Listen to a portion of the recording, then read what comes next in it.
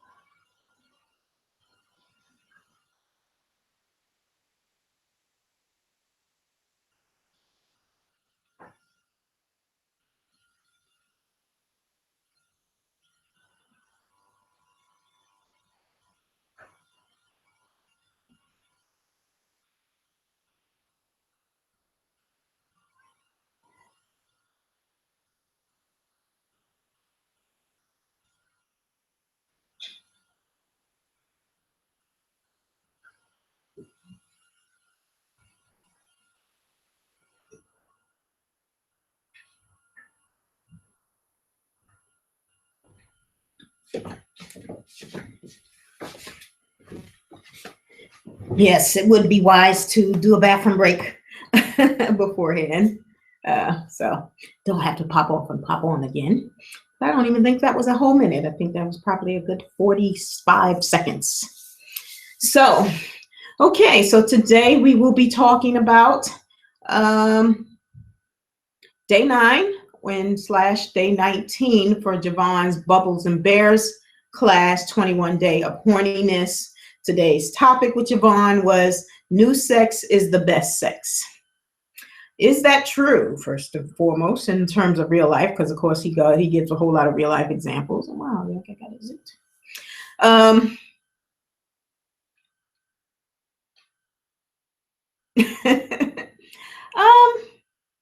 Yeah, I guess when you first have it, but it's going to become old sex, just like every other sex. I think that it really, in terms of the connection that you ultimately have with people, you can have a whole lot of excellent sex with somebody that you are compatible with sexually, or you all grow together, so on and so forth. That's been my experience. And, and I think there's that, obviously, that excitement and anticipation when you are getting, having your first sexual experience with somebody new. But ultimately, if it's going to be more than one time, it's going to be old sex as well. But you want to also get to the point where you're comfortable with somebody. They know what you like. You know what they like. You all are on the same page and have an equal sex drive, an equal sexual appetite, have an equal interest in things as well. And I see, yes, I am on Hangouts now. Okay.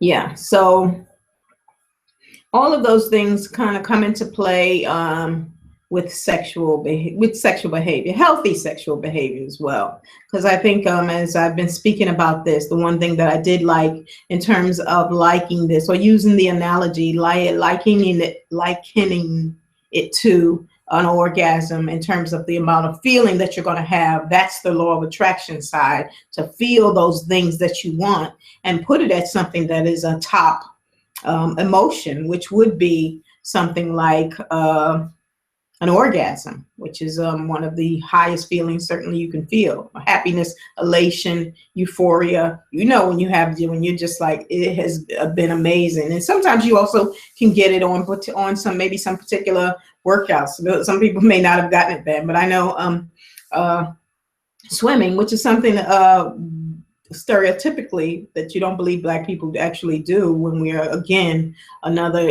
everything is connected to us originally. We just have gotten so far away from it for centuries, if not thousands or even millions of years. We're the only ones who are probably 1 million years old. They just go thousands of years because they don't know how to measure back that far.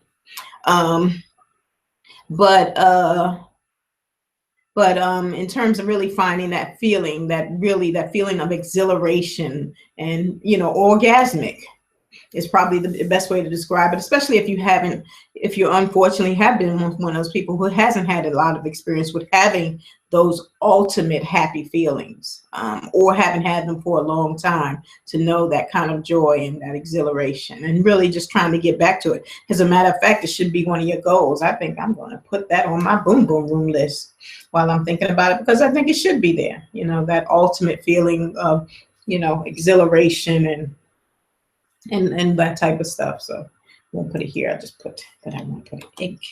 Exhilaration. I had to remember how to spell it. And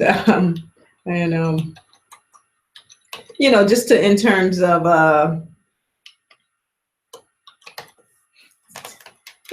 of just how you feel and feeling better and feeling great with everything that you are what you are doing, trying to do, and being in the happiest place that you can be in. So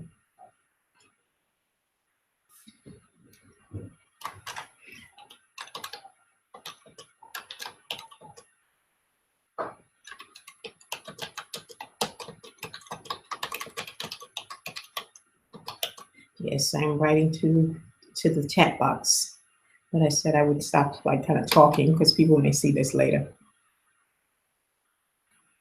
So just writing to the chat box, and so I think ultimately, if you are you know, in a good place and have healthy understanding of sex, then I think it's good. I think if you're really just feeding your appetite, as you know, and sometimes I even view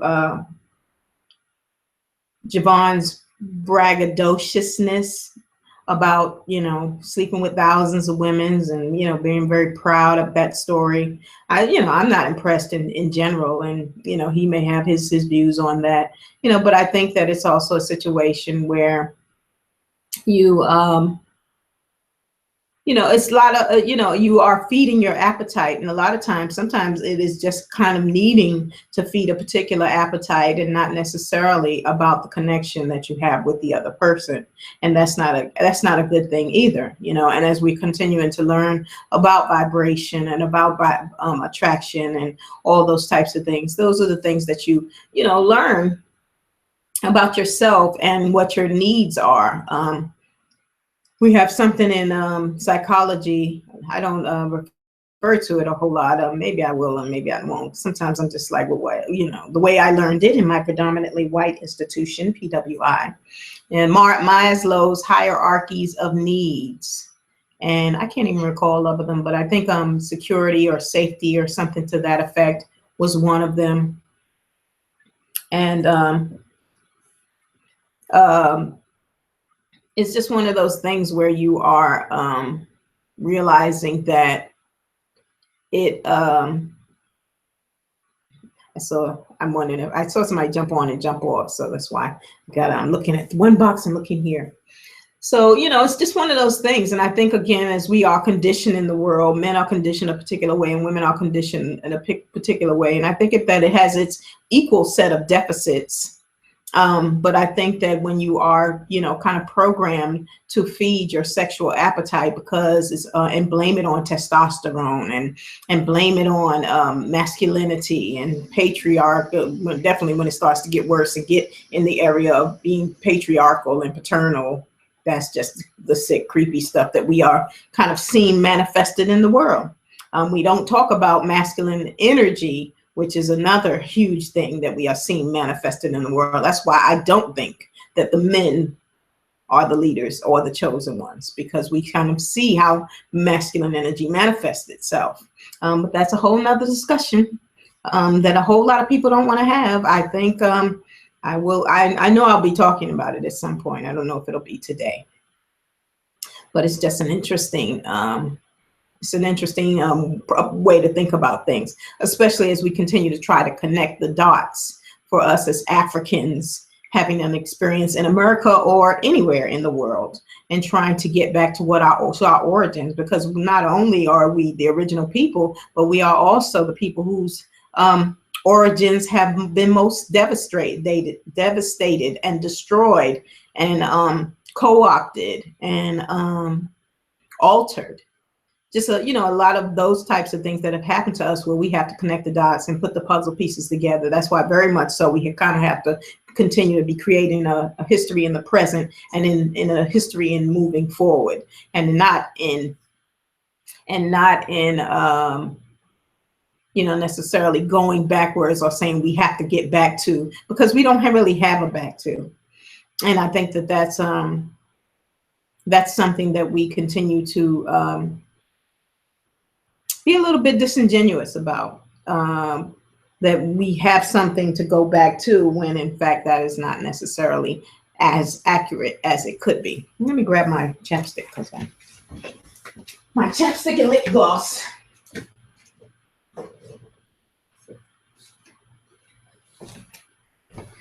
So yeah, so those are some of the things that we have to deal with in terms of us establishing renewal, if you want to call it that, or just a new birth and a new earth. And somebody had a book like that, and it's usually some white people, but we kind of have to start somewhere. So sometimes as we kind of gaining bits and pieces and then we kind of connect the dots, as I said, a lot of times, a lot of things that are are often dismissed are of a female origin, a female energy, a female vibration, because there is kind of a masculine and a feminine in terms of how you identify things. And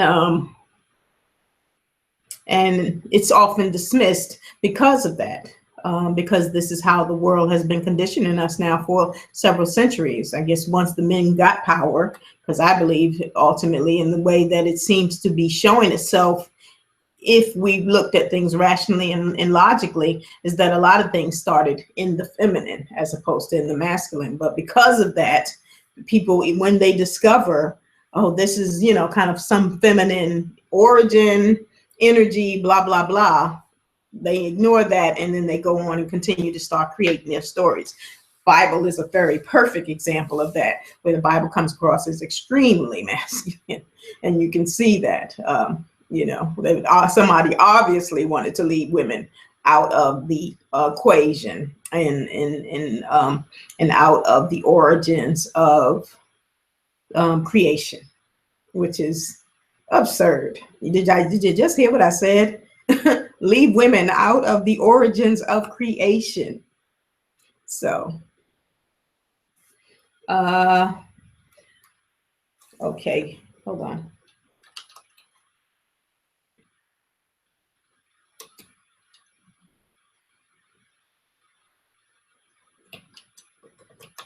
I am giving her the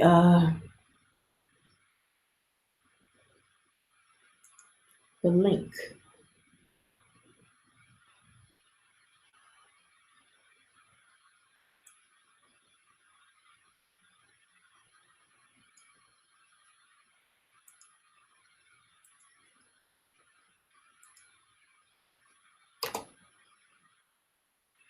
Okay.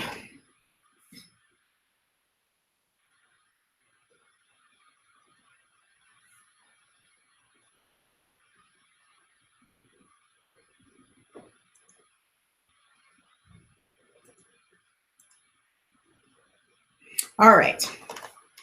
So those are the things that kind of come into play with regards to just the origin of things. And I haven't even gotten into the new sex is the best sex. But as I said, yeah, new sex is the best sex when you start with somebody. But hopefully you're going to grow and learn and get better with that particular person, unless you just want it to be a one-night stand. We have a culture, obviously, that has promoted that. That's why, you know, there's sex work and prostitution. And we're in the era now where, you know, people do that as their jobs, and we are not supposed to criticize it or say anything negative about that. And I think I'm in agreement with that for the most part.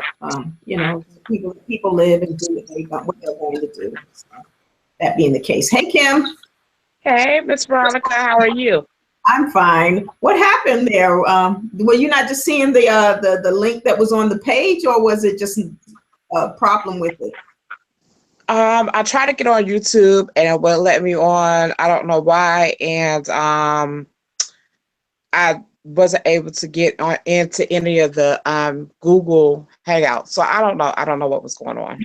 All right. Yeah. I was just like, well, here it is. So, yeah, I cut and pasted from the page because I was looking, because I saw your messages from yesterday. So I was like, I'm just going to leave her window up on my screen and see what happens. So glad you made it through.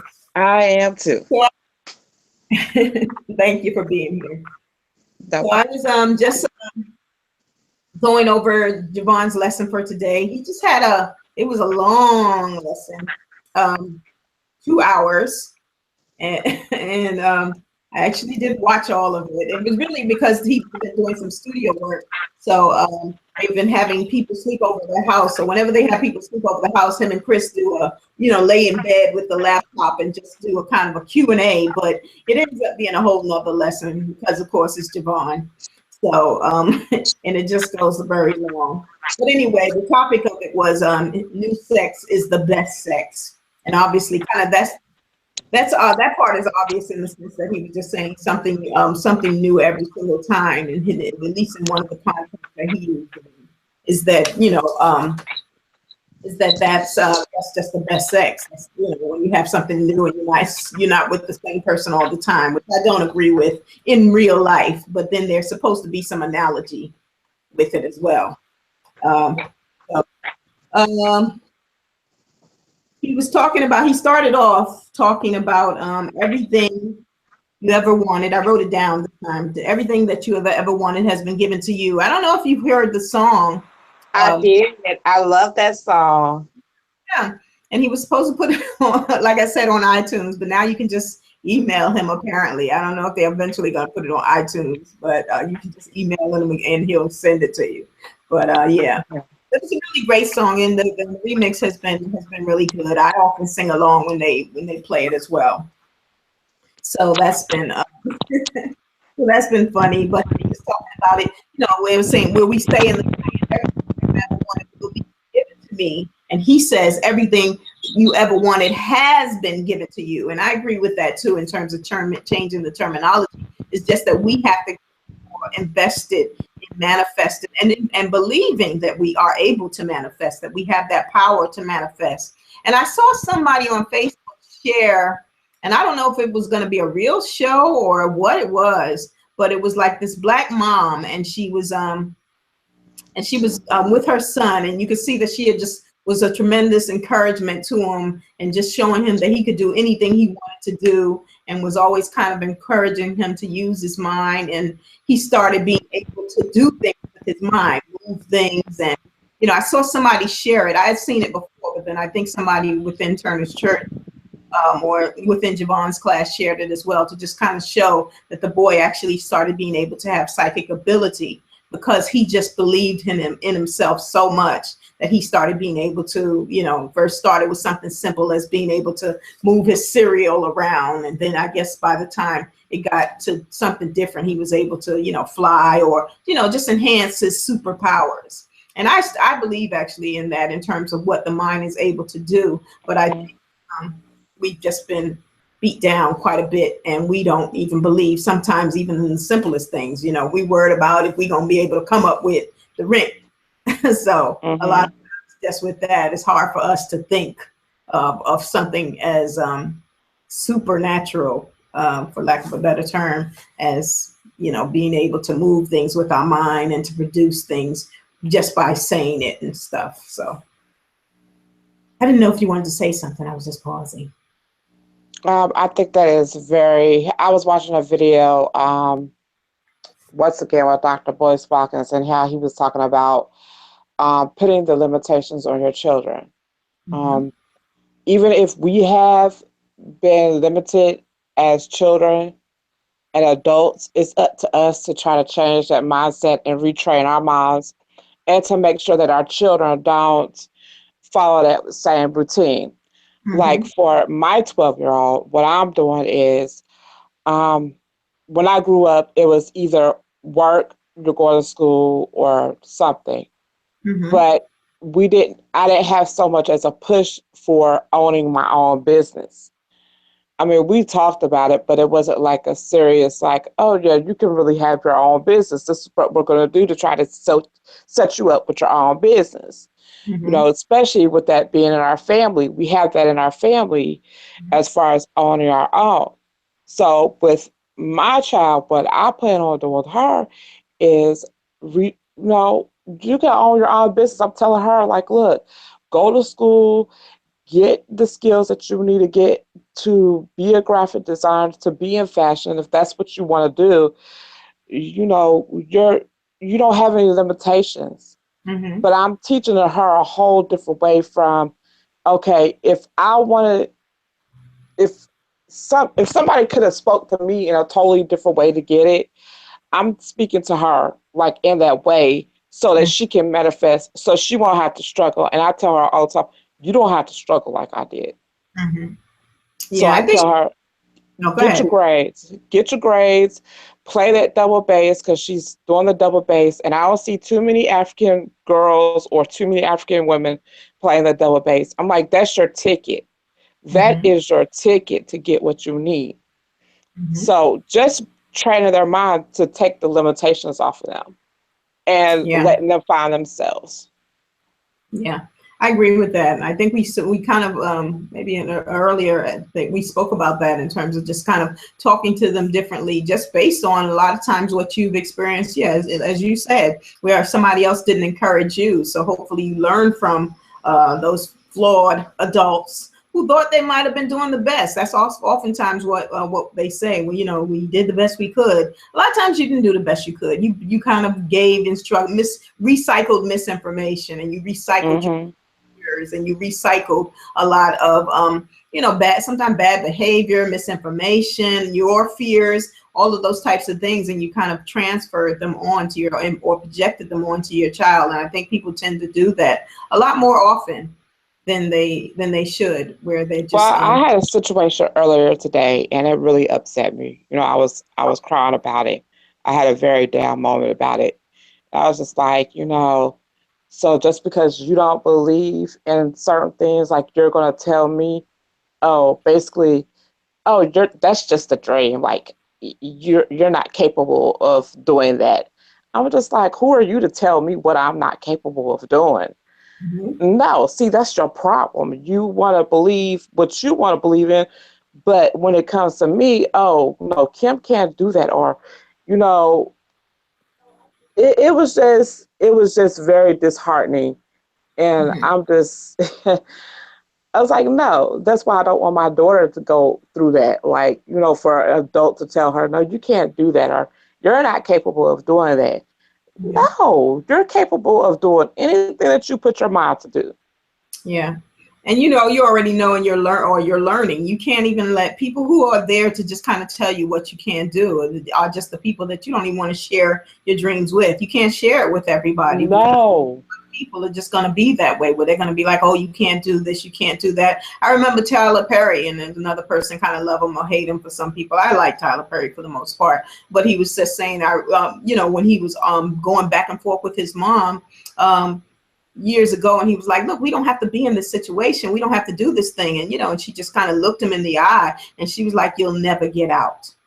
Just like to just shut him Right. up about having a dream, to just look him and this is your child who you think you should want better for, but to look him in the eye and say, you'll never get out because you have quit. You have given up. You'll never get out. And actually, you did get out thanks to that same son, who you told y'all would never get out. He bought you both out, but it's That's just, why I yeah. told my best friend, I said, you know what? I said, I'm not here to prove anything to anybody else. This is to prove to me that, Mhm. that I could do it. Because before, I think I quit things because I was so busy trying to prove to everybody else that I could, do this and do that. And people still wasn't pleased with what I was doing. It didn't matter if I did good or if I did bad, if I did indifferent. Mhm. People still wasn't pleased. So I'm just like, no, I'm going after this for me. This doesn't have anything to do with anybody else. I have to be able to manifest this and see, the possibilities Mhm. that, okay, yes, this is achievable. You can do this.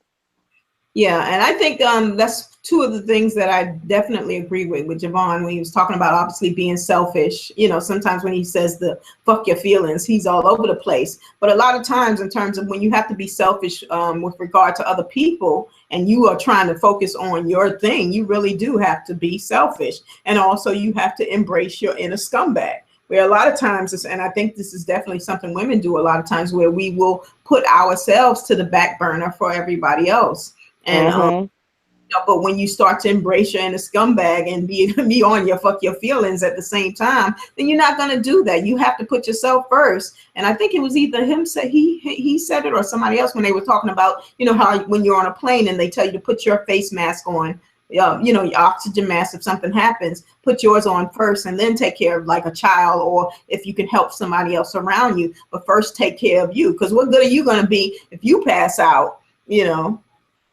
I think And there's I some think sort that of, was Dr. Claude Anderson who told the story. yeah, he tells it too, but I haven't heard his. Yeah, well, several people might have told that story, but I mean, it's true Mm-hmm. because in my situation, I'm a giver by nature. I give, I try to help people, but in helping people and in giving people, I've been disrespected, I've been walked on, you Mm-hmm. know, so much stuff that I've gone through, and I'm like, I'm sitting up here still giving to you, still helping you. No, fuck you. That's the attitude that I'm having lately. Yeah. You. You don't care about my feelings. You don't care about my sacrifices and what I'm going through to try to help you or try to even be nice to you. you know what, fuck you, because you are selfish and you don't care about nobody else but yourself. So Yeah. therefore, Kim has to look out for Kim. And It's that's, sad that you have to go be like that, but it yeah. is what it is. Yeah, it's true sometimes. And again, those are the things where I can agree with Devon. He goes on a whole lot of rants, but sometimes, and he was talking about that, he was talking about, you know, being a taker and a user. He's like, most of the time you meeting the takers and the users, and you need to be a taker and a user. And, you know, and we have gotten a lot of the negative connotations behind that we hate takers, we hate users, we hate liars, you know, and every time when I even hear stuff like that now, you know, I have a little bit of a different perspective on it. First of all, I already, with the lying part, I already knew when people always leave, I hate liars. One thing I hate is a liar. And I'm just like, people lie to you all the time. You're probably lying to yourself. So I always think that one is silly. That's just me. But but in general, in terms of, yeah, when you kind of almost always know when you are face to face with a taker or a user, and you know, and they are there to take something from you. They want something from you, and you really have to be in the situation where even if you are giving something to them, I think that you have to be to the point where you're saying, what is in it for me? What, you know, what am I going to get out of this? And that it has to be that kind of situation. Otherwise, you really shouldn't be doing it, because a lot of times you don't want to do it anyway. So that's when he was talking about, when he, I think the day he gave that example, when he was talking about helping somebody move, and and you know, getting I up. saw that one. Yeah, and getting up on a Saturday morning. Then when you get to their house, they're not even ready, you know. So then he was gonna get even madder when, you know, they just getting the boxes together or just getting the bags together. And he, all of a sudden, he cursing them out. Now, why the hell you ain't got everything ready? You know, and people will do that to you. You don't got, you know, you using your Saturday morning to get up and help them, and they not even ready. So those are the types where, you know, those are the small things, but it can become bigger things in your life. And a lot of times, once you set yourself up to be a victim, that type of victim, because Black people have been victimized without a doubt, that's different. But when you set yourself up for people to use you and to victimize you, a lot of times it kind of gets on you, and more people tend to victimize you because you have now put that, yeah, when people say, do I got a sign on my head that say victim? Yeah, kind of, sort of. You do. So yeah, so those are some things you have to work through. But it's good once you start to realize it, like you said, and you just be like, fuck it, fuck you, all of those kinds of things. But you have Well, that's where I'm feeling right now. I'm like, fuck you. yeah. Fuck you. I mean, that's just my attitude lately, because if they, you know, don't care about my feelings and the sacrifices that I'm putting out, the time and effort that I'm putting out, then no, I'm not going to have any I don't have any feelings for Yeah. that.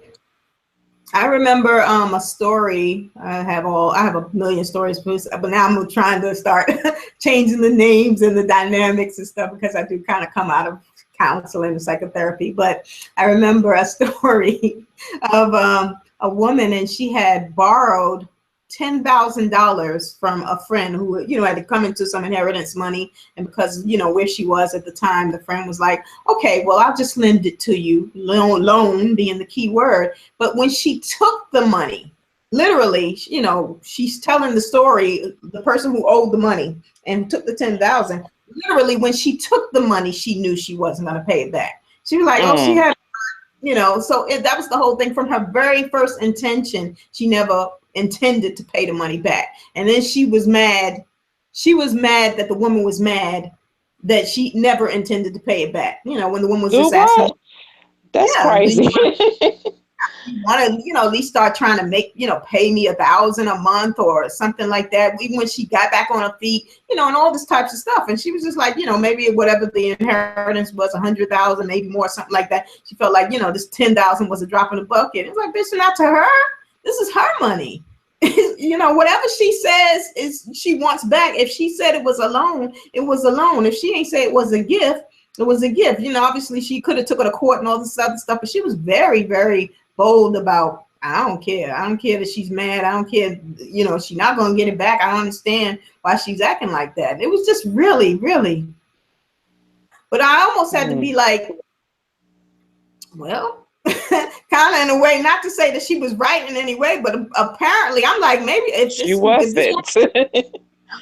it was one of those things. Also, I was just like, maybe the other person was just really feel trusting her, because you know how sometimes when somebody comes with a sob story and they know you got it and they already playing on your feeling. So maybe you know, I don't know. It's all those kind of things that come into it. I'm absolutely not saying it was right, because I'm one of those people. I don't lend and I don't borrow, and that's one of the reasons why. Because my mom I have the gift of no, because my mom doesn't have the gift of no. You know, because a lot of times people would take advantage of her. And I didn't like that. And, you know, when we got older, we would stand up for my mom. But my mom is definitely one of those people. Her sister passed away a few years. And one of the things I often say is that, you know, I bet he went to the grave owing my mom probably 6 figures. You know, so it's one of those things where, you know, it's just people just continue to take advantage and keep coming back and borrowing and be like, you ain't paid back the last money you owed. And family will do you like that. But it's also, you know, those kind of situations in general where sometimes people who really have an intention that they are just not going to do right. They're not going to, you know. And they're not going to change. I have to realize, look, like that person is not going to change. That person is always going to be who they are. Yeah. As Maya Angelou says in Tyler Perry, if someone shows you who they are, believe them. The first time. Everybody forgets that. First time. First time. I always tell people that too. Don't forget those last 3 words. The first time. Because that's the thing, and they're telling you who I remember when she was and you can probably find it on YouTube. It's YouTube now. And she was she and Oprah were laying in the bed. They had like a little slumber party, and she went on to explain that, and she said that thing. She said it's the first time. But she's like, people will often tell you I'm crazy, and and she was trying to say, when somebody says I'm crazy, they know themselves better than you do. So why are you trying to? Oh, girl, don't say that. I'm like, no, she just told you she crazy, and it's her. It's coming out of her mouth. She said she crazy. Shouldn't you believe her? So, and it is true when somebody says that, you know, even people, and sometimes that's why they say also don't say those things on yourself. They used to have a country saying, I don't know who says, but, you know, don't put the bad mouth on me, you know, like that about what you say, you know, what other people say about you, but also what you say about yourself. Don't say those things. If you're going, I ain't shit. Don't say that. You want to not be I ain't shit. Don't say it. You know, but if you tell me that, I'm one of them people, and Maya's one of them. I believe it. I'm like, he said he ain't shit, so I'm gonna believe it. And that's one of the stories she tells, actually, Maya, in her book, her final book, Mom, Me and Mom and Me, which is a good book. I put it on the book list on the on Turner's Church on the blog, and she tells the story of the guy who told when she first met him, and she was with a bunch of friends, and he said, I ain't shit. And then I guess one night when they were driving home or something to that effect. My sister and them are doing prom shopping, so let me turn this. I might have to cut it off because I know when she gets to beeping me, she'll do it a couple of times. But yeah, she was telling the story of the guy. He started playing around. She was so afraid of him driving on the road, and she was scared, so he kept trying to scare her, and he scared her so much that she wet herself. And you know, the 50s or the 60s or something like that, but he was just trying to scare her so much, and he knew that, you know, she was really terrified, that he just kept accelerating the situation, you know, and she ended up wetting herself. And he even, when she was like, why would you do something like that? When, you know, when everything was calmed down because the other people were sleeping in the car. And he was like, I told you I ain't shit. And she was just like, from that point on, she decided to believe, you know, when somebody tells you who they are, believe them. So, you know, it's those kind of things. And that's probably a drastic example. And someone can show you who they are. Yeah. You know, a leopard never changes his spots. If someone shows you who they are, you know, you got to believe that. Like, you know, because of the stuff that I've been through in the last couple of years and what I've been through in my lifetime, you know, I only give people, I know it's bad, but I try to give people at least three go rounds. Not me. I try to. It all depends on the situation, Miss Veronica. I'm gonna put it like that. It all depends on. But if I see it the first time and I'm like, no, because no, and I'm just Yeah, one like, of my, go ahead. I'm just like, I try to see each situation as different. You know what I'm saying? Okay, but no, sometimes I give a person up to 3 times, and I'm just like, you know what? Absolutely not. You already shown me who you were and what you're about. I don't believe nothing that you tell me from this day forward. I'm done. Yeah. I'm done. I have nothing. I don't care if it's family. If it's family and they do me like that, like I said, I've had family to do me the worst. I'm like, I don't care. Because I've given people chance after chance after chance over 3 times. And I'm just like, now, sometimes some people don't even get 3. Mm-hmm. You might get 1 or 2, if that. Yeah. You see, I'm just like nodding with that one. I'm always been like, this ain't no baseball game. Ain't no 3 strikes right here. I don't believe no 3 strikes. You get 1 strike and a side eye. From that point on. Maybe that's what I need to start doing because people think I'm too nice. And that's Yes. what I need to start doing. Give them a strike and a side eye. 1 strike and a side eye. Everything after that is, verify. In God we trust. Everybody else we verify. It's kind of like that after that. So I'm gonna have to start. I'm gonna have to incorporate that one because people tend to take advantage of my niceness, and I'm tired of it. And then we'll come down to it. I remember with as I said, my mom, and we had, it was hard growing up in that sense because people would try to take advantage of her because, you come from these families, unfortunately, where everybody is still trying, not even still, some people ain't on the come up, but you just trying to make it, and she had a job in the post office. So, country folks, and they're like, oh, she got that federal job. And they thinking but she also supporting all her kids with no man. Struggling. So it's those types of things. You want to just take advantage of that, and growing up seeing that, for me, what it communicated to me, because everybody's going to learn from those kind of experiences that you're around. But what it communicated to me is that, people will take advantage if you allow them to. So, you just have to be like, no, I don't, I don't loan money. I don't, those types of things. And, if I'd rather give you, is one thing to say if I'm going to give you a gift, but in terms of us getting back and forth in this borrowing situation, especially with money and family, that was one of the first things that I just, this bank ain't, not only is this bank closed, this bank ain't even opening. Mm-hmm. So it's those types of things that you have to learn, but just in other ways as well, where you just let people know that you're not there to be a doorman. You're not there to be taken from, and those types of things. And as I said with Javon, in terms of when he did the embracing your inner scumbag and fuck your feelings, those are the types of things that I think that, and I saw a lot of people when they were commenting when he was saying those types of things. Well, yeah, a lot of kind of about today, when you just let people take advantage of you because you're too nice, or you're just afraid to say no, you don't want confrontation, so you have allowed people to just kind of do you any old kind of way. And you do have to get to the point where that's just not acceptable. And sometimes you get caught off guard with things, but once you start learning you start being able to handle them as they come, if you start handling them at all. And you have to start something. I'm at this point where certain people I just don't even want to talk to. Mm-hmm. I don't care if it's family. I know I'll love you from a distance. Yeah. That's true too. Certain people I'm just like, no, you screwed me over too many damn times. I don't have time for you. Mm-hmm. Until I get some type of restitution or a fucking apology or something, there's nothing for me to you to say. I don't care if we blood. Fuck it. Yeah. That's just where I'm at. Yeah. No. Yeah.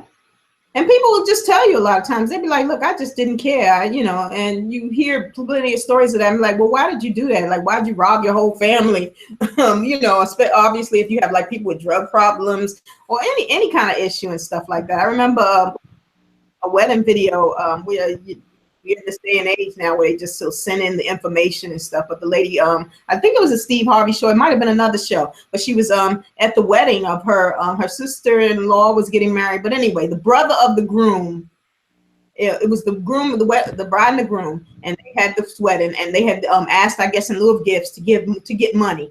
So they got money from everybody and had it, I guess, in a big bag or whatever the case may be, money or checks or whatever the case may be, and just put it to the side or whatever for somebody to watch. And before the night was over, it had gotten stolen.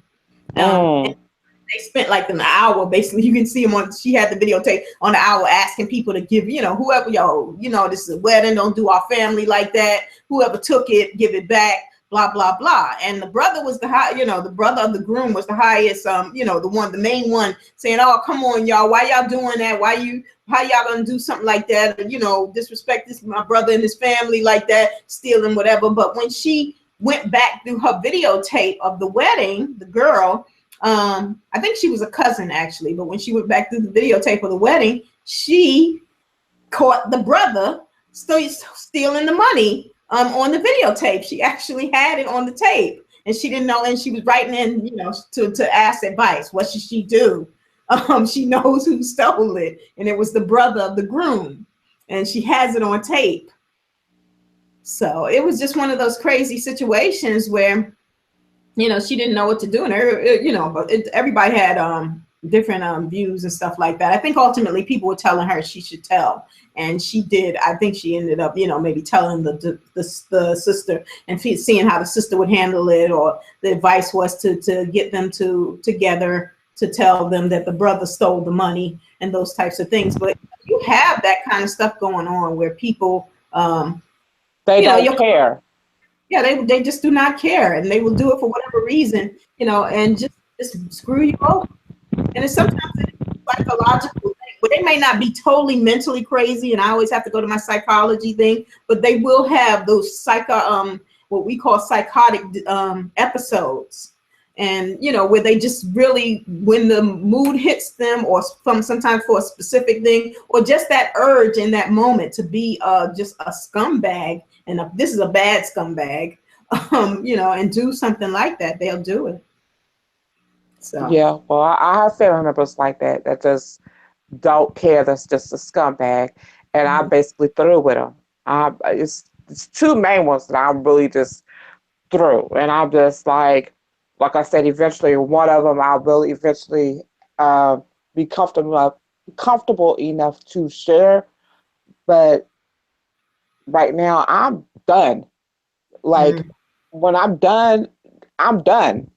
yeah. You can stick a fork in it. Yeah. And that's the way it should be, because there's certain things that you need to be kind of at a zero or, low or no tolerance for. And, obviously if somebody steals from you, somebody you can't trust to be in your home, those types of things, or you feel like you got to hide your stuff or watch all your stuff when certain people come. Lock your stuff up. Yeah. Yeah. Kind of stuff, don't do it. Don't have them people in your house and all those other things. And we kind of unfortunately have just a whole lot of those stories in the Black families and the Black communities, and we need to stop faking the funk unless we're going to address things. And the reason that it even got to that point is because you haven't confronted the issue. You haven't addressed those circumstances and those individuals who present those type of circumstances in your family. You kind of continue to allow them to exhibit that behavior, as I said, recycling the bad behavior. And a lot of times that's the thing. It'll be one family member, then it'll be another family member, and it'll be another family member who dealt with number one. So then here come 2, 3, or whatever. It got so bad, like Miss Veronica, that I try to be as nice as possible. I really do. But that evil side, and some evil thoughts started coming out where I want to get revenge so bad. And I was telling my best friend, I said, the thoughts was coming so strong, like I'm gonna fuck this person up. I said, I'm sick of this shit. Like, serious. I'm sick of this shit. I want her to pay. I want her to feel how I feel. That's how that's how it's got, because I'm like, look, I've already been through it with one person in my life. I'm sick of going through it with 2, 3, 4 people in my damn family. No, I'm gonna start fucking people up. Maybe they'll leave me the fuck alone. That's just where I'm at. Yeah, but I'm just gonna be real about it. That's just where I'm at, because I've been too nice to people. I've gone out of my way. I try to take the low road. I've done, I've had it. I'm no, it's it's all right now. It's just about me and my daughter and making sure that me and her is happy. That's about it. But I'm yeah. tired of being taken advantage of. Javon says one of his highest bubbles is revenge, and now he says it like every day. But one of the things about it, at first, when he first said that, the very first day, and I was just like, that is so strange or weird or whatever the case may be.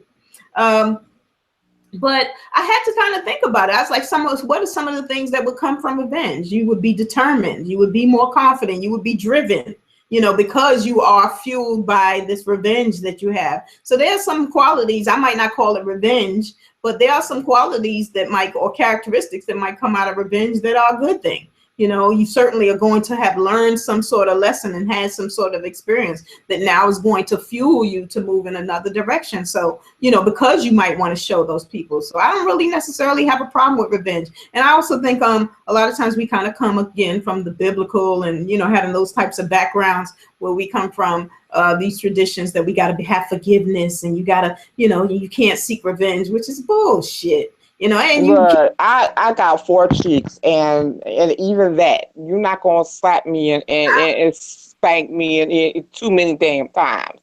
Yeah, You just not gonna do it. Yeah, I ain't never been no turn the other cheek. No, you hit me. No, You hit me you just once. not gonna do it. So yeah, so it's just all of those types of things, and a lot of times that's conditioning, and then we go, oh well, they'll get it in the next life. Who the hell want to wait for the next life? I want to see. No, I want to see them get it now. All of those types of things, and that's a lot of conditioning and nonsense for us in terms of, again, the oppressor giving us something that that they don't walk, a walk that they don't walk, and a talk that they don't talk, but they want us to walk and talk that talk, which is just stupid. But we fell for it, so But I just wanted to get into a few more things because just to put on here that he had making deposit. Oh, we didn't do our making deposits. I had a little schedule, but we had a good conversation, so it's okay. If it goes that way, it's all right. But I just had here where I had making a deposit in your boom boom room, which was basically what I talked about, and you put up yesterday that you had some dreams about going to Dr. Sebi's Ursha Village, and Chantel, when she was saying the thing about Dr. Sebi's, obviously we kind of been talking about that over the last couple of days about him compromising in his camp in terms of, so it is true in terms of you having to do the research, but it'd be interesting to find out. I saw you ask her if she knew more about that Atlanta, the Atlanta location. I would love to go to the Healing Center. Even my brother was like, oh, when you find out, let me know, because he's in Atlanta and he's into that stuff. And I just like, you know what, maybe we should all get together and as a group, because I really don't want to go by myself. If I will, I would like to, but like next year, just go to Ursha Village and go, get that cleansing and go be in that environment. And I think there's a lot of different healing villages that you can go to, but you want to go to one that has to do with black, hopefully black owned businesses. And now that he's not there, they already said there's some Jewish people now running the California place, and all those types of things. But it's just something that you ultimately have to investigate. But there's a lot of places definitely outside of the United States that have kind of healing villages and all those types of things you want to go to if you ultimately want to go to. But it would be nice to find out something that kind of is in the same spirit, under the same spirit like of Dr. Sebi to find to go to. But when she wrote that, I appreciated her kind of seeing our information and just kind of following up on that. Even though we've been talking about that his stuff might have been compromised, but still, that's not the man. Because if you listen to him, he was coming from a place where he was just like, look, this healing should be free. We shouldn't be charging for it, you know, and they may have talked him into it initially so that he could build his village and all those other things. But now it's gotten to the part where he's been dead now for 6 or 8 months or a little bit more than that. And, you know, it's just all over the place with the rumors and what's really happening and what's not happening and all of that kind of stuff. So that's the unfortunate part of it for him. But I'm still chugging along, doing his stuff little by little. I am too. It's hard when you have been eating meat and you've been eating pork and you've been doing this stuff for years. You've been conditioned for years to do it. So it's not something that you can just, some people can jump into it automatically, you know, just go cold turkey. Some people can't go cold turkey. So I just suggest, you know, you do it at your own pace. Like I've been trying to do the fasting. The fasting has been working. You know, of course I need to go back onto it, which I'm gonna start tomorrow. But it's you know, you have to do it at your own level. Yeah. What you can do, not based on what other people are saying. But at least you have the tools and the information out there to say, to condition your mind, no, this is the path that I want to take. Because I know that once I started doing the research and I was listening to the videos and I was listening to Dr. Sebi, and it was getting into my spirit, that's when my body, like seriously, no lie, I think that it was manifesting. Like my body started rejecting certain foods. Like I could, like, I'm like, oh my goodness, I've been watching these videos and stuff, and my body is not liking these certain foods. Like I can't even eat these certain foods, so I started fasting, and then, you know, trying to cut back. So yeah, I think it's a wonderful thing. Yeah. And one of the things I think is just to be committed to the process, that you, even if you fall off, you know, you're going to get back, fall down, get back up again. Is that kind of situation that you know that this is ultimately where you're going. So if you stay on the path, that's the one thing in terms of when he wrote his, you know, wrote out the board, Javon and stuff like that, is just kind of stay in alignment with the source. If this is part of what you want to do, or make this deposit in your boom boom, like mine's is by years in to be 90% vegetarian. Now, I understand I didn't say vegan, because that's also meaning I'm going to cut out dairy. If I say vegan, that means I'm going to cut out dairy. I ain't at the point yet where I'm cutting out dairy, but to be 90% vegetarian, where it's primarily that I'm eating vegetables and eating small portions of meat. For the most part, I'm doing that little by little now. I just have to kind of get the junk food out. But no matter what happens, I'm committed to kind of staying with the process. And, you know, and little by little, continuing to see the results and making the changes and committing to, you know, when I see good results, obviously rewarding myself, not with a cheat day. I don't need any more cheat days, but at least just, you know, rewarding myself and complimenting myself, maybe doing something nice for myself as I continue to see the changes that I want to see in the changes. As you saw in my post, I cheated the whole weekend. I got to get back on it, because I'm like, no, Kim, you've been slipping. Come on, let's get back, because we don't want to go back to my fibroids acting up and my sister coming back. My sister gone, my fibroids are stabilized. Now, from the fibroids being stabilized, I want them to shrink. So I need to stay on the course. Yeah, and that's the thing. It ultimately is still going to be about what Kim wants for Kim in terms of her making the plan. But you can just start to establish, as I said, to kind of being committed to the process and understanding that no matter what, it might be hard, but eventually I'm going to get through it. I live in Las Vegas, so this is like foodie heaven.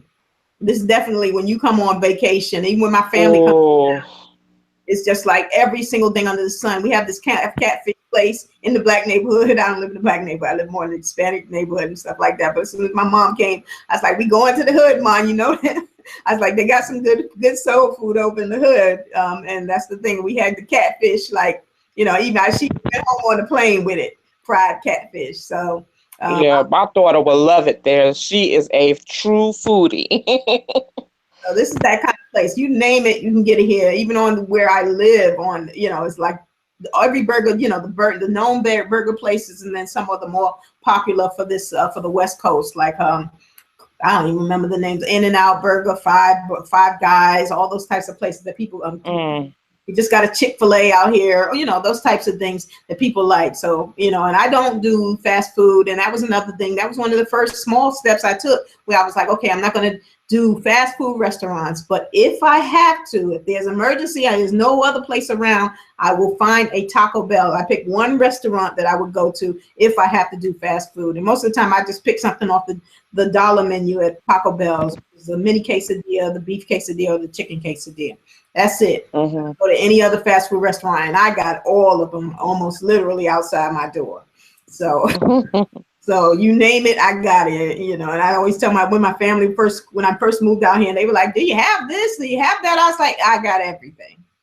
And I don't go to any of it. I just tried to do my grocery shopping. That was my second step, was just trying to cook, making sure that I'm cooking my meals and prepping my meals. And, and more so having more fruits and vegetables. So those types of things. And it's just baby steps, but I am committed to the process. So even if I fall off, I can get back up again, keep getting back up again whenever I do fall off. So surely that's how you do it. All right. So the other thing he said, I liked what today he was talking about how Chris, when he decided Chris was going to go to college, and it was actually, he tells the story, he actually made the story of Chris going to college. And I thought that was really good. He was a really supportive husband in that way, where, she was kind of all over the place and he had been doing hair for a long time. And he was kind of the one that said, you're going to go to college. And that's how she ended up going to college. So he was kind of supportive in that way. Those are the ways sometimes when he ends up telling those stories, when he's not telling all of this bravado, macho stuff, where you just be like, no, that's kind of cool. That he thought that way. And even with his kids, where I guess one of his sons skipped a grade, he's going to be starting college, but along the line of him being there to help him and emphasize the education, even if they are athletes, his son was able to skip a grade and he's going to college a year earlier, where a lot of his classmates obviously will be, in their senior year of high school, he'll be in his freshman year of college. So I thought that yeah. And let me see. And you use the B&B for serenity and nothing else. Oh, that's also the sanity I wrote. And one of the things like he was talking about, like people are feeling better now that they've kind of gotten with the bubbles and the bears and got on this law of attraction and law of vibration. But again, we kind of talked about that he was just talking about that we haven't manifested anything else. And I think that that's true too. Well, again, I think people's limited beliefs and also the limitations in what they think they can do, which is, again, is still limited beliefs. We have to get to the point where we are making deposits in our boom boom room. And sometimes the craziest things, if you feel like you want to have a Microsoft company, you need to feel confident in saying that I want a Microsoft. You need to, whatever it is for you, your daughter's doing fashion and coding, or, it needs to be something like that where you can actually say that she's going to have a fashion and coding company and deposit that in your boom boom room until she understands what the boom boom room is and she deposits this in her own boom boom room. So speaking of that, I guess the manifestation today, I just put my niece's graduation. She's graduating from high school, and I putting in my boom boom room that she's graduating from college. So I'm already jumping 4 years from now. That because we can check this box off. This is done, and let's put now in terms of her. If that's what she wants for herself, I'm supporting it. So today my deposit is. I put Jada, that's her name, Jada's graduation from college. Oh, your niece's name Jada? Yeah. What? My daughter's name is Jada. Oh, see, there you go. I spell her name Jayda. Oh, okay. Yeah, hers is just Jada. But yeah, it's Jada. So there you go. There go to Jada's. So it's time. Yeah, was yours just you could just chose that name, or was it named after? Because hers was, I think, Jada Pinkett. My sister liked that actress. I did, but I didn't name it so much after her. I looked up the name, the meaning of the name, and we was around there downstairs trying to figure out what we were going to name her. And her godmama was like, what about, we had already picked out Jada. And we was like, well, what about Renee? I said, you know what? That sounds perfect. Jada Renee. And it fits her. Nice. Jada Renee. Yeah, that's nice. Mine's Jada Ann. My mom's middle name is Ann, so she's Ann too. Okay. So yeah, but they're beautiful names, and beautiful, and that's the thing. You just want to make sure that they are beautiful human beings on the inside and the outside. And that's the most important thing. So that's my deposit today. So we are on day 5 for deposit, or that day 4. Anyway, first day was the 42,000. Second day was the first class ticket and minivan rental. Third day was the home office headquarters. Fourth day was the new car, and my 5th day is Jada's graduation. And I'm just gonna fill up my boom room with a daily deposit. So whatever you put in yours, I'll agree with as well. Just to make sure that we are manifesting together, co-creating. I like manifesting better, so I just start putting today's master manifestation for that. And let me see. Something we were talking about yesterday. Oh, with the organs. Yes. That was wild, wasn't it? Yes, and do you know that now in DC that they're telling the Black youth to stay indoors because of that they're missing at an alarming rate? Mm-hmm. So 14 Black girls was missing in 24 hours. Yeah. So they, of course, they're saying they don't know who's behind it, but of course we know more likely the government behind, right, all these missing girls. So now they're telling them to stay in. And I'll also put up. Yeah, I saw you ask what they think, and Javon said he doesn't give a shit, but Javon just gets in his moods about stuff, so he didn't care. But I know you were like, you wanted to know what the men thought of that stuff like that, and he was just like, Black community got so much problems, and now you want me to worry about someplace I don't live. I understand where he's coming from. It's a lot of things. I just wanted to get what their opinion of it was, right? About it. No, that's all.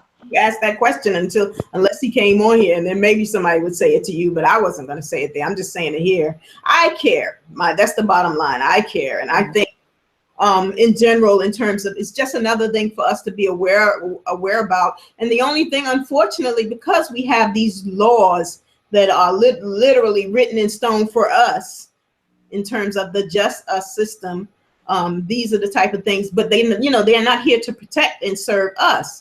They're here to police us, and they're here to protect and serve other people's, primarily white people. So one of the things about this is that a lot of these things are not being looked into and not being solved. A lot of times they are behind it. We have seen that for decades now, that a lot of times they are behind it. Even if they're saying it's sex trafficking and it's not organ situation, like which one is worse? Do we really have to pick between, is that our only option? It's both of them is worse. Yeah, so it's that type of thing. And it was a brother that was on Facebook yesterday, and he was talking about, the Rockefeller that recently died. I think he died last week or whatever, one of the older Rockefellers who died in his 90s, but he had 10 heart transplants. He was 101 when he passed. Yeah. Things about it, I was even like, you even question that and go 10? But I do believe he probably had a lot, and the guy was just making the point. Also, he said, but isn't there a waiting list for everybody, but not for rich people? He said, how many hearts did he have, and where did he get them hearts from? And I do believe things like that are happening and have been happening. And as they said, in terms of the numbers of Black people that have gone missing over the years, we are at 64,000 that they know of. That are missing, and we know people aren't looking for these people and have never looked for these people. And that's the thing. We already know in terms of, we have to deal with domestic terrorists being the Klan, and obviously these types of things, whether it be sex trafficking, whether it be some abductions, whether it be abductions for organs, all of those types of things, and for the fact that they are not looking for us in those ways. So it's those types of things. Even Cheney, when he was in, and he was on his like 4th bypass bullshit, and I said that, I was like, they're giving that man a new heart. It's just, where is he getting his heart? I said it when he was in office with Bush, and he was on his 2nd or 3rd surgery. I was like, this is the least heart. Well, they're likely from Black men. Yeah, and that's just the whole thing, and that's one of the things they were showing where the guy, all of the mysterious killings, where some of them straight up said, hey, he was cut open, that guy who they mysteriously killed in the gym. I don't know if you heard, it's just too many stories to even keep track, but he was mysteriously killed in the gym or whatever. And one of the things about it was that his organs were his organs were missing when they did do an autopsy on him. So it's just really a whole lot of strange nonsense going on with regard to Black people. Nothing in terms that can be trusted with other people and our well-being, and in any context whatsoever. So I don't really even know how, what exactly to say about that in terms of, you just have to be aware to then you just, all you can affect is watching your own people or alerting the people you do know. You can get out there and protest, and you should do that if that is, kind of your lane and where you feel like your passion is to be out there protesting and bringing attention to it, like a lot of the people are doing right now in DC, trying to bring attention. Well, I will say this about protesting. Protesting isn't working. Marching isn't going to work. Yeah. I mean, because that's what the government and everybody's expecting. Now, we need to start being careful about marching and rioting it, because now they got this gear out here to come out against with the rioting. Did you see the machine? I put it in the On Turner's church page about this machine that is a riot gear. Now, that would be the perfect thing. You coming out to riot and you coming out to march, honey, they will drop a bomb or kill you in an instant. So marching and stuff isn't helping. Our thing is money. Yeah. You hit them in the pockets. You shut them down that way. I keep trying to say it. When in the 60s, we have to go back to history. I keep saying it over and over and over and over again. When the marches and the riots weren't working, they went to boycotting. Why don't we get it? Why are we getting that? It's economics. Yeah. It's not marching and rioting. We're going to try to get they already killing us. That's the perfect way to kill us off even more. Yeah. And quit rioting and marching. Yeah, I think that some people are getting that in the sense that you obviously see that's what Turner's Church is about, and you do see a lot more people starting to talk about the economic aspects of it and those types of but it's always kind of that people who are feeling a little bit more helpless, so they are a little bit more willing to kind of still go with what they know. And this is the thing, you have to just kind of move out of that that mindset and realize what are the other things that we can do. And as I keep saying, these laws that they have literally carved into stone, and it's just almost impossible to undo it. Black people definitely have to get their minds right in order to even protect themselves, because these laws, even while you're trying to fight a wrongful conviction or overturn, where they framed you for something and all those other things, these things take years because of the crap they have done intentionally to keep Black people, primarily Black people, because I'm not talking about nobody else no more. I'm just talking about Black people. And that's what we need. That's what a lot of the leaders have been saying. Fuck the immigrants, fuck everybody else, and let's get down to business. Everybody else is guests into this country. Fuck all of that. We have built this country. We're just going to call it like it is until we get our equal rights, and not even equal rights, until we get what we're supposed to be getting. Fuck everybody else. I don't care about any of the immigrants. I don't give a fuck. Yeah, I don't either. And one of the things you see is that they will really usually they ride on the coattails of Black people. That's just a gift. Things like that. But most of the time when things are kind of going good, most of the time they lean towards the white people, because that is the spectrum. Black and white are the spectrum. And where are you going to end up? Most people go with the white folks because they feel like that's the safe bet. And we are constantly fighting decades after decades. Our parents, our grandparents, our great grandparents, all of those people who pretty much died, and we will probably die before we see any real progression. We might have got a Black president, but we already know that wasn't going to be anything. Even if we thought it was going to be anything, they pretty much showed us within the first 6 months, psych, that ain't happening. Y'all, nothing is going to change for y'all. So those are the types of things that we kind of need to understand. And in terms of hitting them economically, trying to tell people, obviously, to stop buying the Jordans and all that stuff. Jordan needs to be telling them to stop buying the Jordans, but he's not going to. He ain't going to do that because he's a part of the white supremacy. Yeah. We have to realize this, like there is, I know you love Oprah, and I know, some people just love certain people, but love or hate, you can say whatever you want about it. Yeah, but there is the thing called the Boule. It's BOULE that protects this white supremacy that is going on. Mhm. And we need to look into the boule, and Mhm. we need to recognize the boule and realize that there are Black people that are also protecting white supremacy, Yeah. which is crazy. Mhm. But it's the condition of our mindset. Exactly. That's the thing. Everything is kind of a conditioning, brainwashing, and programming. And we have to get to the point where we are deprogramming and being unconditioned and unbrainwashed. And first of all, it starts with the mental. To just realize when you are being mind fucked, which is almost all the time when you're dealing with white people. And one of the easiest ways you can do it is stop dealing with white people. Stop engaging in them in conversations. Stop being on their territory and want to have some sort of rational, logical conversation with. It is a waste of your time. Look at the evidence. You have the evidence that you can look at that says these people do not want to change anything. In every aspect, in every system, because this is all systems, you can see that there's nothing that they want to change. There's nothing that they want ultimately to see better, certainly for us. And anything that we have ever had to do, we have had to fight them for. And we need to kind of get to the point where we're realizing that, because they didn't give us anything. The white man gave us wasn't a gift, and everything that they took from us was intentional. And we need to kind of understand that and approach things from that, because that has kind of been our downfall, that we keep thinking that they gave us the gift of Christianity, which is ain't no gift, but okay. Mm-mm. Everybody, whoever wants to believe that, then go ahead and believe that. But you have the evidence. If you really just look, it doesn't even take for you to be, some college graduate or whatever. You can go and find out enough information to realize that this has been a process and part of a system that has brought you down, that has brought us down, that continues to harm us, and that it does start with economy. I think it was Javon that shared that, where he showed she was a president of a Black bank, and she was talking about how $1 trillion a year in the Black community is generated in the Black community, but it only stays in the Black community like 28 minutes, as opposed other communities where their money stays in there like 60 days, 80 days, or 100 days, Right.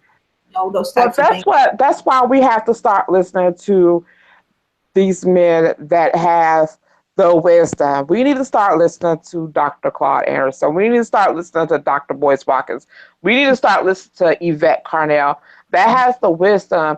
Like Dr. Claude Anderson says, for our economy, the Black community, to be able to build up, the money needs to be balanced 8 to 12 times in our community before it bounces to another community.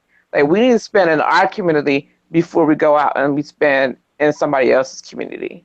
Yeah, and that's the thing. And I'm all for Durham. As I said, my father's family is from Durham. I don't know them, but they are from the Thompsons of Durham. I don't know them, but yeah, those, that's a place to start. But there needs to be Black Wall Streets all over, and that's the thing. People have to step up and stop trying to get involved in this political process that we have here in the United States, and start being a part of our own Black party, or whatever you want to call it, our own Black political party, our own Black party, whatever the case may be, with Black Wall Streets all over the United States, and start making these communities up, even if it's just block by block. And I see some people starting to do that, and that's the kind of thing that we need to do, and just literally every time you get a Black block, let it be known as a Black block. But that this ain't gonna be, you ain't gonna see no shootouts, you ain't gonna see no drug dealers. These are families Exactly.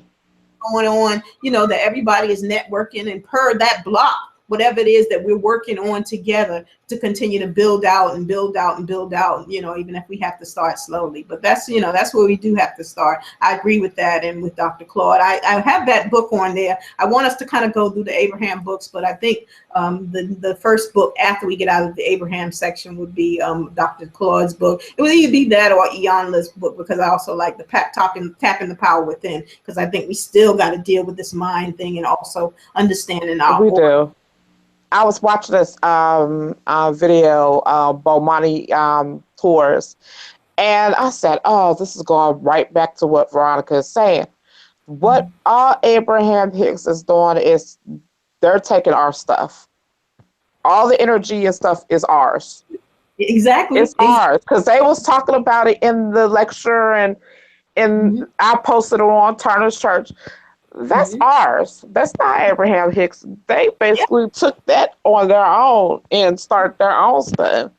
So they want to talk about, well, this was stolen for us. That no, you stole it from us. From us. And that's what I keep trying to tell people. And one of the things about it is that they don't have all of the tools of source. They do not have all, you know, where it is creation, power, energy, frequency, momentum, vibration. I'm forgetting some. Tap it into our ancestors. No, that's what we need to. Ancestral, all of those types of things. But they have, but the two that they have is they use energy and they use momentum. And the thing about it is that they use force. Obviously, their force was violence, and they kind of, and then once they secured it through force, then they have solidified it with laws. So they took it by force, and then they solidified it by laws, and then they have still kept that momentum going. And that's really all they have, because you see, anytime we are able to truly challenge them on something, we already know we got them in terms of any, you know, the physical or the arts. So, you know, athletics and the arts, music, and all those types of things. Anything that they're challenged on, even academics, they, you know, everybody beats them, including us. Beats them in those types of ways, but we have to get them in terms of the economy and in terms of all of these systems that they put in place that we have to break down. And it's probably going to take us, you know, vibrationally being able to do it, because they have, as I said, solidified these laws, you know, and that's how broken this system is. Where, I don't know if you saw the documentary they just had this week with Kashif Browder, the one who, the young man who ended up suicide after they had kept him in jail 3 years for stealing a backpack that he didn't steal, you know. And it's just those types of things that we constantly have been dealing with that second round of slavery that came through the 13th Amendment and all of that kind of stuff. So it's a lot, but it is a lot, because we have to realize this stuff is going back all the way through Abraham Lincoln. He didn't free us. No, he didn't. That was not meant to free us. Yeah, we are not really free. Yeah, and they knew that. That's why we're still facing what we're facing. Yeah, they knew that going in. That, you know, that's one of the things, because they had already, and everybody keeps saying this race is not a construct. That annoys me so much. And I get where they're going from, but we have been dealing with black and white, and specifically black, because we aren't like anybody else on this planet Earth. We are not like anybody else, but I can just go into more of that, and I won't do it today. But it's just one of those things in terms of us kind of understanding that we at least are dealing with race as, when they're saying race is not a construct. Yes, it is right now.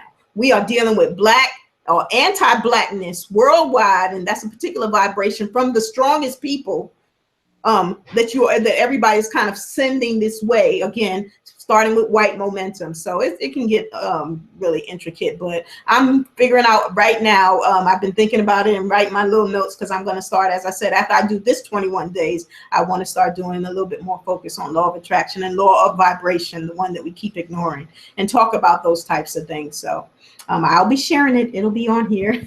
And we always keep going with it as well. But I think that is it. And one more thing before I close, I saw this. I was here watching Dr. Boyce Watkins. He had this on here: avoid negative Negro thinking. And I said, that's a good one. That's a good one. We have to avoid negative Negro thinking. Yes, avoid negative Negro thinking. I agree 100% with that. We can end on that one. So let it marinate, people. Avoid negative Negro thinking. And all right, so we'll be back here tomorrow. So hopefully everybody will just, whoever sees this later or whatever like that, we'll be here at the same time tomorrow. If you want to join me, Kim, of course, you know you're welcome, but I'll be here. All right, I will see you tomorrow. You have a great evening. You too. Bye-bye. Bye-bye.